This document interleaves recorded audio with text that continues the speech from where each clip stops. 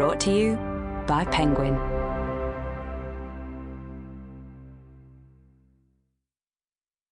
Facing the Mountain by Daniel James Brown. Read for you by Louis Ozawa. To Katz and Rudy and Fred and Gordon, and all those who held aloft the light of liberty, and led us over the mountain when the darkness came. You know, to me, I felt all the guys who didn't make it. I hope they're watching from heaven so that they too can enjoy and say, "Look what we have done." Rudy Tokiwa, March 24th, 2002.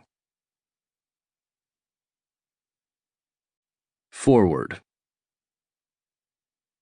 25 years ago, in 1995, before Google or smartphones, I spearheaded a group of inspired volunteers in an effort to interview, digitally preserve, and share the personal stories of our Japanese-American ancestors incarcerated during World War II. We named the project Densho, a Japanese term meaning to leave a legacy for future generations. At the time, my father said, with a pained expression, that this was a bad idea. Community members just wanted to forget the war years and the suffering. This began a long discussion with a man who rarely told me what to do. At the end of the conversation, I told him I hoped he understood, but I had to do this project.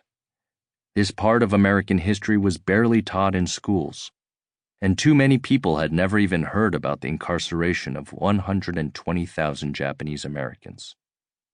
Those who lived through the experience were dying. We needed to hear and record their stories. When my father saw that I was really going to start interviewing people, he said there was something I needed to know. There are deep divisions in the community that people won't want to talk about. Be sensitive and don't judge based on what you think you know. Life can change quickly. In the years following that conversation, my father became my best advisor. He even agreed to be interviewed, and often became an important liaison between Densho and Japanese-American elders who were hesitant to share their stories. 20 years later, I stood on a sunny outdoor stage at the Seattle Center to accept a Mayor's Arts Award for Densho's work preserving and sharing this history. As I scanned the audience for my 88-year-old father, who had come with me, I stood in front of the iconic Horiuchi mural, a 17-foot-high by 60-foot-wide brightly colored glass mosaic created by the well-known Japanese-American artist Paul Horiuchi. Through an interview I had done 6 years earlier with Paul's widow Bernadette, I knew that Paul had had a hard time getting work as a Japanese-American while they lived in Wyoming.